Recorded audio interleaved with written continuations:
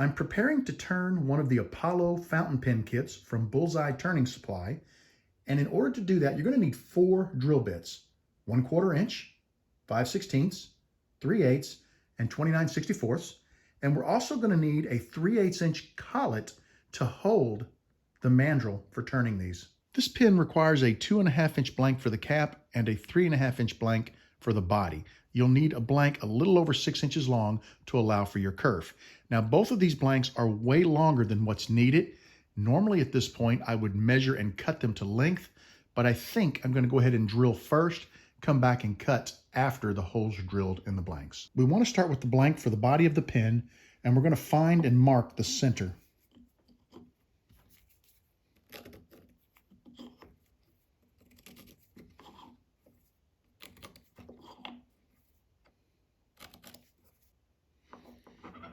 I marked my 1/4 inch drill bit at 2.8 inches from the tip, and we're going to drill that depth into the body of our pin.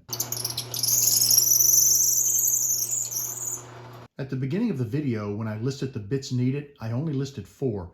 There actually is a 5th bit. We're going to need a 5/16 inch bit, and we are going to drill 1.825 inches into our blank. And you can see I've made a mark at 1.825 on my 5/16 inch drill bit. I made a mark on my 23/64 inch bit, exactly 1 inch from the end of the bit. I want to be straight up honest with you guys. I'm not trying to hide anything here, but this is my body blank for my pin, and I needed to drill a 23/64 inch hole 1 inch into this blank. And I attempted to do that, but I made a little mistake, and I drilled a 29/64 inch hole into the blank. And you can tell, here's the difference. Take a look at that. This insert fits nicely into the test hole I drilled, but there's a little bit of slop in the hole that I actually drilled in my blank. So I don't have any more of this wood left except the piece for the cap, and I don't want to use that. I don't want to waste this because it's an incredible piece of wood. So what I think we're going to do is we're going to make a plug. We're going to get on the lathe, we're going to make a dowel, and we're going to plug this hole, and we're going to re-drill to 23/64 of an inch. And that should allow us to save this blank and finish this pin. I've got a piece of hard maple chucked up, and using a starter bit, I'm going to punch a hole in the end of it. Then I'll come back with my 23/64 inch bit, and I'll drill a hole right down the center of this. We'll go deeper than 1 inch. We'll true the blank up, then we'll square the end, and we'll cut exactly a 1 inch section off of the end of the blank that we will glue into our burl.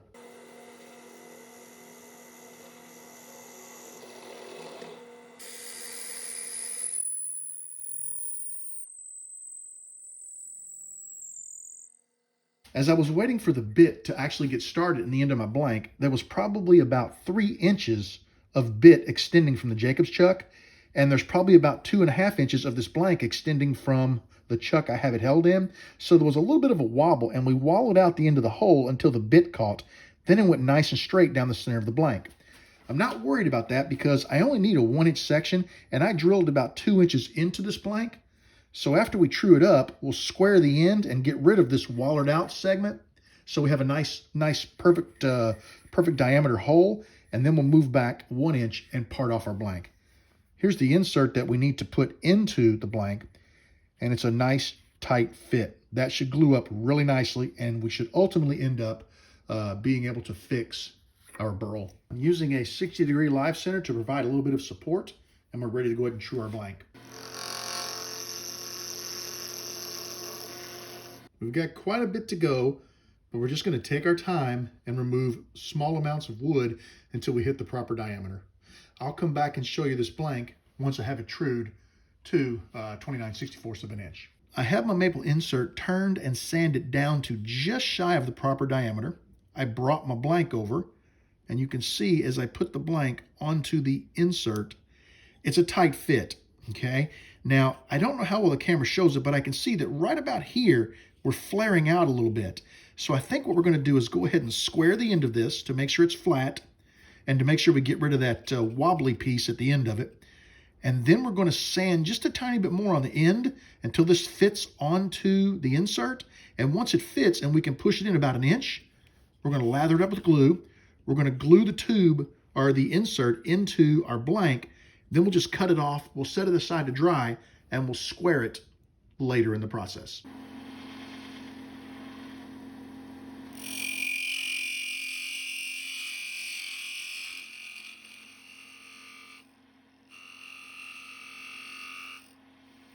That was really loud because the tube is unsupported and is hollow. Let me just hit it with a little sandpaper to ensure it is square. Now we'll just take a little more off the end. And let's test fit again. All right, doing pretty good. It's a little fat here, so we'll clean up a little more with the paper.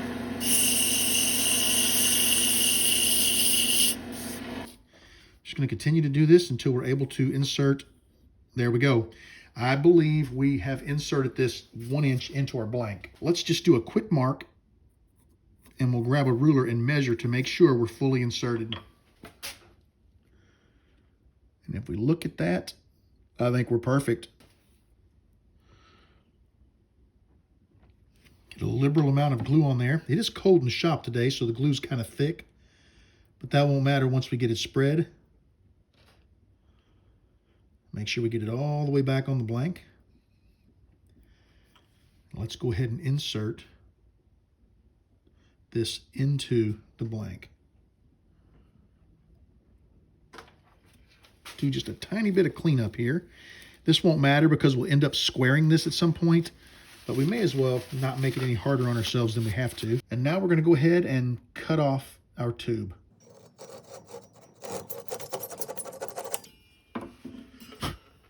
We'll set this aside to dry. I think I'll put a clamp on it just so it doesn't crawl out. And once it's dry, we should be able to get back to making this blank. The insert I made has had plenty of time to dry, and I'm going to go ahead and on the disc sander just kind of clean it up and take it down to the surface of the blank.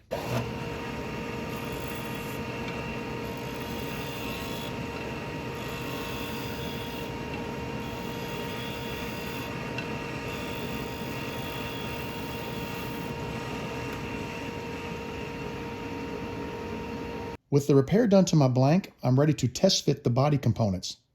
And you can see that it only inserts into the blank that far. I was instructed to drill a 1 inch hole in the blank, and I drilled a 1 inch hole. But let's take a look at this. If you look from the shoulder of the component to the end, it is 1.147 inches. If I insert my calipers into the blank and catch the shoulder where the bit steps down, you can see that it is exactly 1.019. So we're going to need to take this back to the drill press and drill just a little bit deeper, another 2/10 of an inch into the blank so that this fits. I brought my blank over to the drill press and I went ahead and put it back into the vise, and I verified that I have a nice smooth fit into the blank so that I know I'm holding it at the proper angle. This way we don't make the hole any larger than it needs to be. I set my calipers to 1.2 inches, and if I measure from the bottom of the bit to the bottom of my flag, I'm exactly 1.2 inches. We can now complete the shoulder hole to the proper depth in our blank. I'm going to start the bit just inside of the hole, and the reason for doing this is I don't want to hit the edge of it and damage my blank.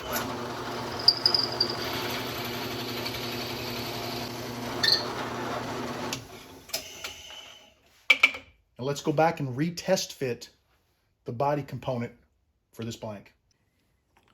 We'll test fit for depth, and it's absolutely perfect. I'm ready to start working on the cap, and I need to drill a 3/8 inch hole 1.96 inches into the blank. Now I've set my calipers to 1.96 inches, and I'm going to use a piece of tape to flag the bit. And the reason why I'm switching to tape as opposed to drawing on the bit is because some of my bits are getting so many lines on them that it's difficult to find when you're drilling. You can't see that little line sometimes, and I don't want to drill too deep into the blank. So I'm going to lay this against the end of the caliper. And then I'm just going to wrap the tape flag up and around. And now we should be ready to drill right into our blank. You can see from the edge of the bit to the edge of the tape, we're exactly 1.96. Before coming to the drill press, I found the center of my blank, And I'm just going to align the point of my bit with that mark, and we're ready to drill.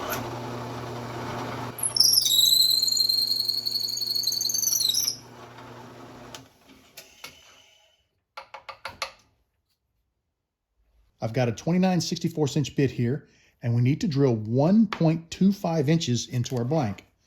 So once again, we've got our caliper set to 1.25. We'll stick the tape to the caliper, and we'll measure from the end of the blank to the tape, and we'll just roll it around.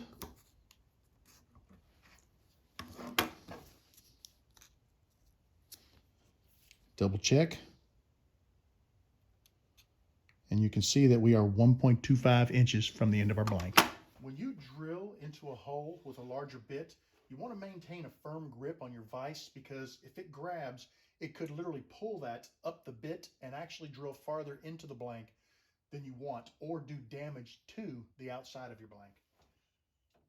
I'm just going to line this bit up, and we're ready to begin drilling.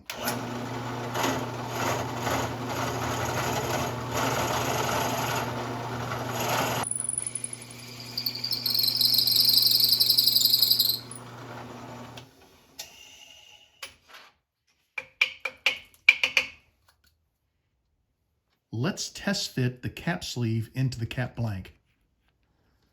Very nice fit. You will notice a little bit of light peeking through where the two blanks meet. That's because we have not squared the faces of these blanks. So we're going to head over to the lathe, and we're going to square the face of each blank, and we'll test fit one more time to make sure everything looks as it should. I've got the body blank chucked up in my pin jaws, and I'm going to go ahead and face it off and clean it up with a little sandpaper.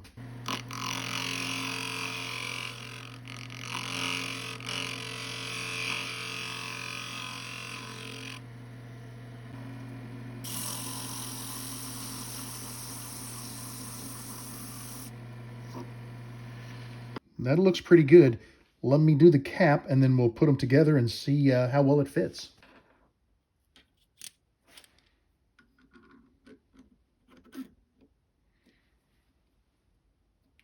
Looks like we got a pretty decent fit. I'm going to go ahead and get these components glued into the blanks, and we'll be ready to turn. We're going to use a little 2-part epoxy to glue our components into the blanks. I'm not going to put the epoxy directly onto the component, because when I do and I slide it into the blank, it's such a tight fit that the blank is going to squish that epoxy out, and I'm going to have to do a lot of cleanup, or I could potentially end up gluing the cap enclosure to the pin body. So we're going to take our little matchstick here, and we're going to very carefully apply epoxy to the inside of our blank. Got to watch out because a little bit of it kind of drips off of there, so we'll clean that up. There we go. Now, as we push this into the pin, it will not get any of that epoxy onto our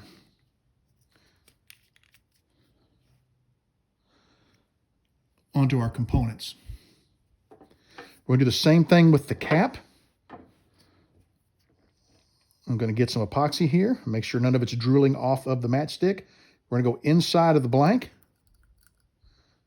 Now we're going to put these together very carefully.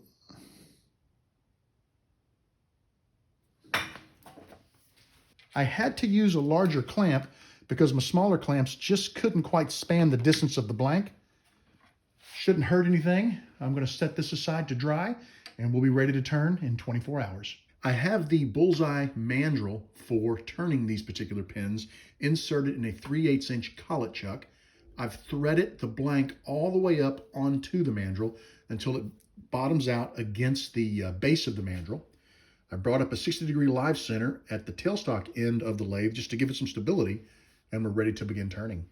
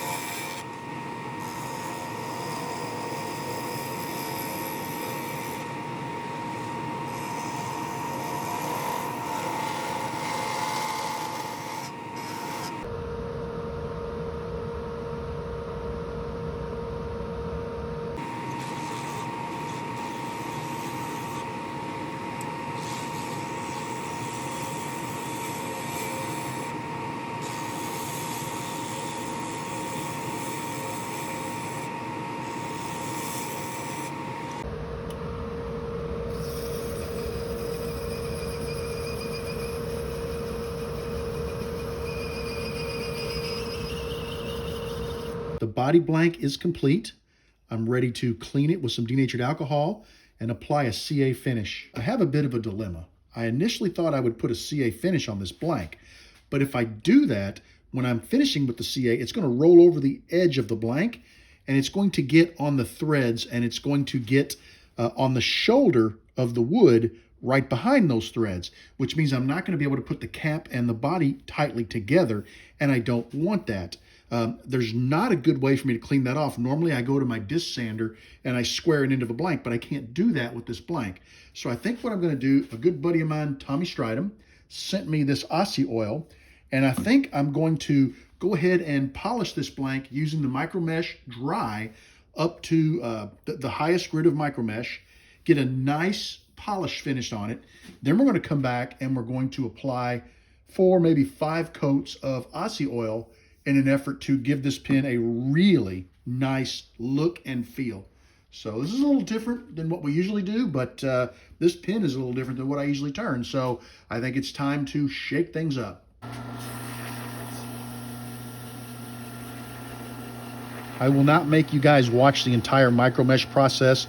It's just like it is when the micro mesh is being dipped in water. I'm just going to get dust as opposed to slurry, but I'm going to go ahead and work through each of the pads and just get the nicest finish I can on this blank. I'll come back and show it to you shortly. Got the blank micro meshed. It looks amazing. Ready to apply a little bit of this Aussie oil.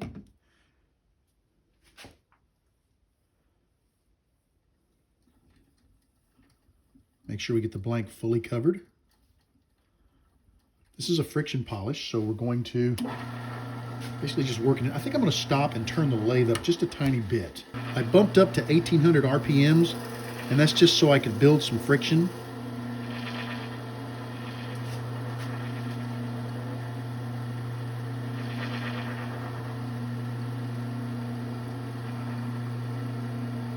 That's 1 coat.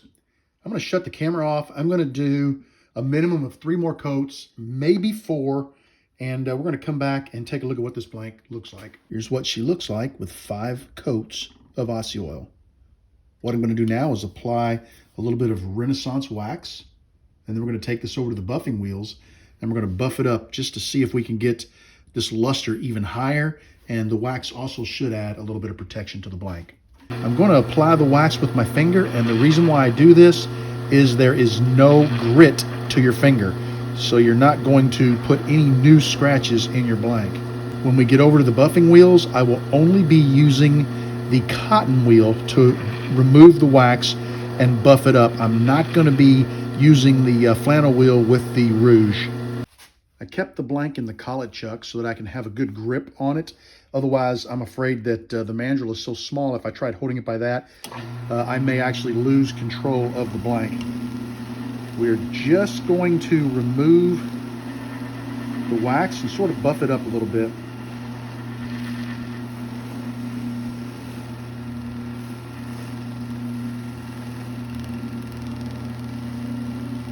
Yeah, I'm glad I opted to leave it on the collet chuck because it's really hard to hold against the wheel. And I've got to be careful because I don't want to put too much pressure against the wheel, because if I do, I could snap the blank, because you have to remember it is hollow down the center, and I definitely don't want to do that. There's a nice look at the blank. Feels like a sheet of glass. That's gorgeous. I've got the cap blank on the lathe, and for now, my only objective is to true the blank. Once it's trued, we'll start thinking a little bit more about how we want to shape it.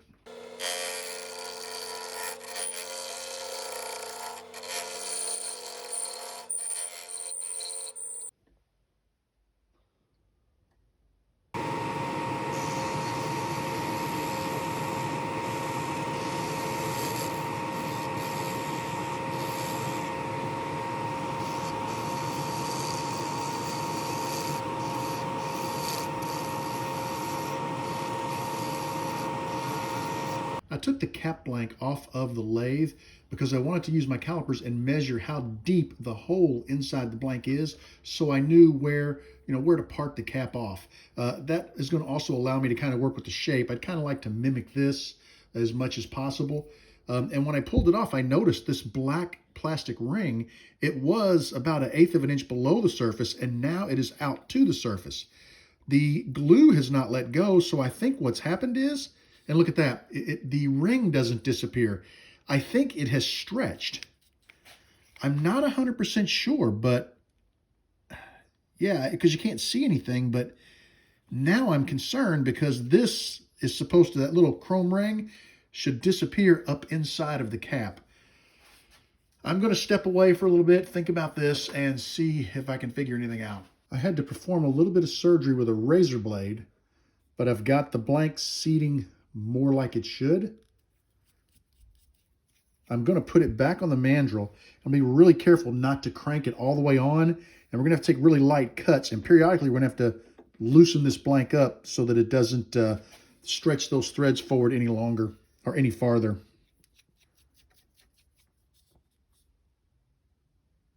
I'm not 100% happy. Right there, I can see a little bit of silver. So I think I'm going to go back and clean just a tiny bit more off the threads and see what I can accomplish.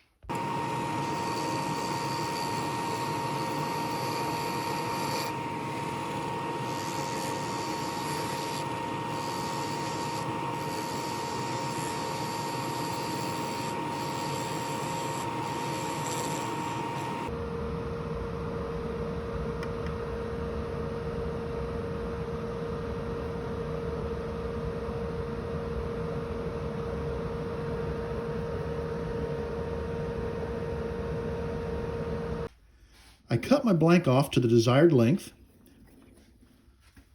and if we attach it to the body of our pin, you will see that we can see the chrome ring again. That means that we've stretched the plastic insert, threaded insert, inside of the cap. So what I'm going to do is I'm going to go take this insert and clean it up again with a razor blade in hopes that I don't damage this thin layer of burl here.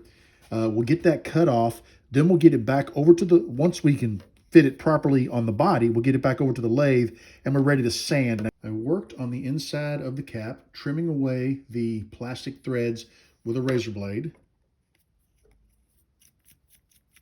And now I've got a fairly nice fit with the body of my pen.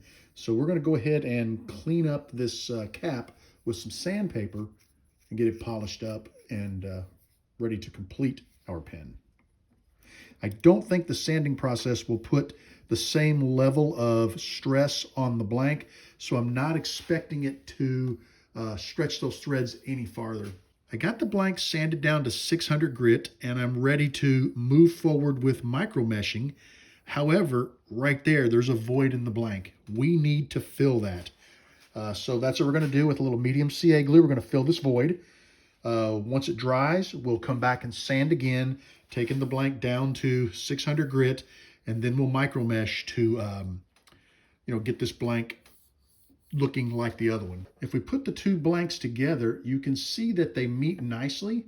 However, the body blank is a little larger than the cap blank. So we're going to have to put the body back on the mandrel, and we're going to have to sand it down just a little bit, just work this end here, and then refinish to get them to have a nice even match right along the area where they meet. I thought I had the camera on and I didn't, but I put a little bit of medium CA in the void.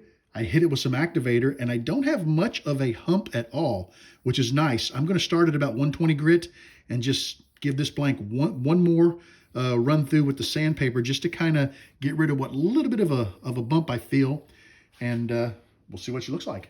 I followed the same exact finishing procedure for the cap as I did for the body. We do need to go back and clean up the body just a little bit. I want to take it down right here at the edge. So we're just going to do a little bit of sanding and a little refinishing to get these two to meet nicer. And I can see a tiny bit of the ring in there. So I'm going to trim out just a little bit more of the threads. That should make it fit really nicely and look really amazing. We are now ready to assemble our pen. We have the nib here, and I've got a converter that I added. We're going to put that into the body.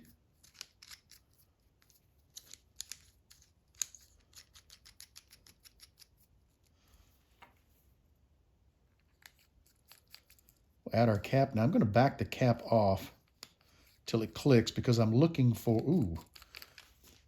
little bit nerve-wracking there. We've got an issue where I don't think the nib is going all the way back into, I want to bend the nib. Let me see something here.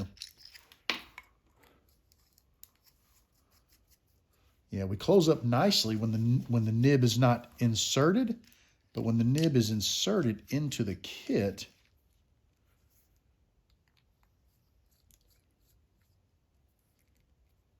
yeah, I don't want to crank that down. I think,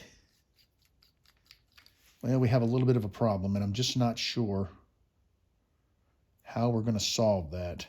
I finally got everything figured out and got my pin functioning properly. Let me show you what the issue was. If you take a look at the cap, you'll see there's a black plastic threaded insert in there. That's the black plastic cap that goes over top of your fountain pen nib, and it keeps the nib from drying out. This was on the mandrel. And say this was the mandrel. The lathe is turning towards me like this. As I am cutting, it's building friction and it's tightening the cap onto the mandrel. This little wooden lip was compressing against the mandrel and crushing. It finally compressed all the way to the point of meeting with the black insert cap. I used a razor blade and I cut some of that cap out so that I had the overlap I needed for this little ring right here to tuck up into the cap. By doing that, I literally shortened the plastic cap that covers the nib, and it couldn't cover. It came to about here, which could have bent the tines of the nib if I tightened it on there. So what I did is I removed the nib, and I went over to my sanding disc, and I took about 2 threads off of this section here. And what that did is it brought the nib back closer to the body of the pen and gave me enough distance to where I can put the cap on tightly and not have to worry about the nib tines being bent inside of the cap. I really hope you enjoyed this video.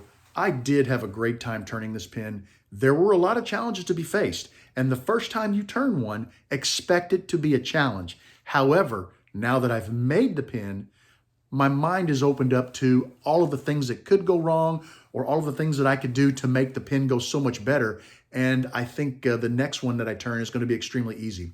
These Apollo pens come in rollerball and fountain pen, and I love everything about this kit. This is the perfect kit if you are a kit pen turner, and that's where we all start out. We turn Sierras, we turn Slimlines, we turn all the fun little kitschy kits, right? At some point you're thinking, man, I just want to take this to the next step. And the next step is you're over here with kit pens, is way over here with the artisan bespoke kitless pens. I don't know what to call them, so I'm going to call them all 3 things, right? That's a big jump from here to here. This is a great intermediate step, all right? You can pick these up. You can turn them with the tools you have. Yes, you may need to buy a collet chuck. But other than that, you probably have most of the tools already in your arsenal to start turning these. And you could do anything you want with these. I mean, there are no rules. There are no bushings. There are no size limits. As long as you make the pen round and thicker than the components, you're good to go. This is a great intermediate step to someone who wants to go from kit to something different to challenge them, and then eventually into the bespoke artisan kitless pens. I hope you guys give it a chance. I will, if I can find it, put a link to Bullseye Turning down in the description of the video. Please look them up. If you buy something from them, tell them I sent you. I don't get a kickback. I'm not an affiliate or anything like that, but I want them to know that I love their product, and I'm out here showing it to you guys, and your interest came from seeing one of my videos. I would love to thank you for joining the shop today. I want you to know that you are always welcome in my shop. Come back and see me again real soon, and have a wonderful evening, everybody.